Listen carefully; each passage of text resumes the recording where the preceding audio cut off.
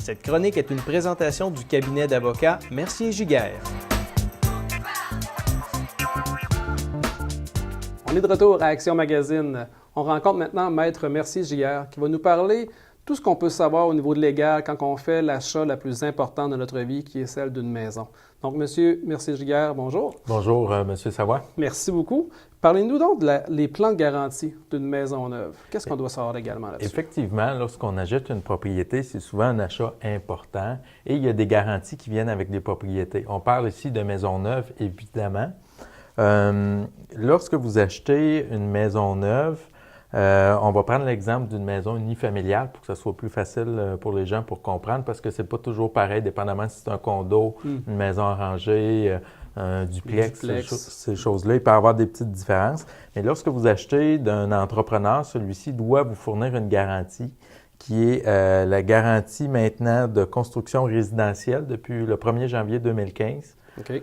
Je fais un petit aparté. Avant le 1er janvier 2015, il y avait d'autres garanties qui était la garantie des bâtiments résidentiels neufs de l'Association provinciale des constructeurs d'habitation du Québec, l'APCHQ. Oui. Exactement. La garantie Abrita, la garantie qualité et habitation, ces garanties-là, si vous aviez acheté avant le 1er janvier, continuent de s'appliquer quand même. Mais on a essayé de simplifier le processus, puis depuis le 1er janvier, là, on est vraiment avec la garantie de construction résidentielle. C'est bon. Puis, qu'est-ce que prévoit cette garantie, justement, la nouvelle garantie depuis janvier? En fait, la garantie permet de protéger l'acheteur s'il arrive des pépins, s'il y a des vices de construction, s'il y a des défauts. Okay? Évidemment, là, je vous résume ça rapidement. Si, par exemple, vous achetez une maison pour le 1er août 2016 et la maison n'est pas prête et finalement ne sera jamais construite pour XY raison, vous pouvez... grâce au plan de garantie, avoir le remboursement d'un acompte, l'acompte que vous avez versé. Vous pouvez avoir aussi le remboursement de certains frais, exemple le frais d'entreposage de vos meubles, les frais de localisation temporaire. Ces choses-là sont permis aux clients dans certaines circonstances et ils peuvent se faire rembourser de ces frais-là. Et ce qu'on voit de plus en plus, ce qu'on voit en tout cas dans ma pratique, c'est le coût des réparations s'il y a des défauts. OK. En parlant de défauts, on parle de maison neuve, donc qui vient juste d'être construite. Est-ce que ça pourrait être important d'engager quelqu'un pour inspecter la maison, même si c'est fait par un contracteur et c'est neuf? Bien, effectivement, souvent le monde ne le feront pas, mais c'est un bon réflexe, c'est une bonne idée. Moi, j'encourage beaucoup les gens à le faire.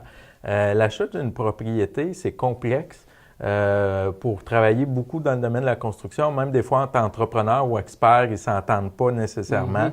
Quand c'est notre première maison, en plus, on ne connaît pas ça. Est-ce que tel morceau du sol doit être recouvert? Est-ce que telle chose est conforme ou pas? C'est pas toujours évident de savoir la réponse. Et c'est pas en visitant la maison et en la regardant à l'œil nu qu'on voit nécessairement ces défauts-là. Effectivement. On peut voir les défauts du plancher, les défauts de peinture. Ça, c'est assez facile pour madame et monsieur tout le monde de voir ces défauts-là. Mais pour ce qui est des choses vraiment plus techniques, ça peut être très suggéré d'avoir un inspecteur. Là. OK. On sait, habituellement, on engage un notaire pour faire la paperasse, les papiers légaux et tout ça, l'hypothèque et tout. Un avocat, ça peut nous aider quand même aussi dans l'achat d'une maison neuve? Oui, effectivement. C'est sûr que l'avocat, lui, arrive quand il y a des problèmes. Hein? Ça ne le cachera pas. Il est là, par contre, pour les régler et trouver des solutions. Lorsque vous faites l'achat d'une maison, vous devez obligatoirement passer par un notaire pour qu'il fasse les papiers, donc le transfert, la vente, les hypothèques, toutes ces choses-là. Ça, c'est vraiment des actes qui sont réservés aux notaires. C'est les notaires qui font ça. Ce ne sont pas les avocats. Quand vous faites, je vous donne un exemple, quand vous faites votre visite d'inspection, la fameuse visite, là, c'est très important de prendre son temps, de visiter, de voir si tout est terminé, est-ce que ça a été bien construit ou pas. Si ça ne l'est pas, bien là, vous avez des recours. Et à ce titre-là, l'avocat peut être présent.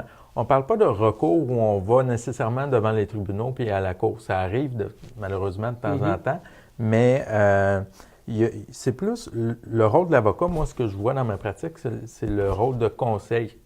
Il y a des normes par rapport à ça, on les connaît à force de travailler avec ces normes-là et on peut conseiller le client puis le guider. Il y a un processus de médiation dans le plan de garantie et d'arbitrage. Dans le fond, c'est une espèce de règlement l'amiable et ça reste qu'il y a beaucoup de paperasse à remplir. Et avant de commencer tout ça, des fois, c'est bon de consulter un avocat une demi-heure, une heure, juste pour savoir si ça vaut la peine ou pas. Ça.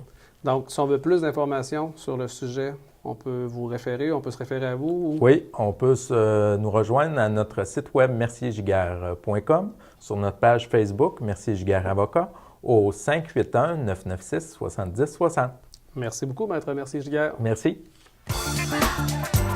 Cette chronique est une présentation du cabinet d'avocats Mercier Giguère.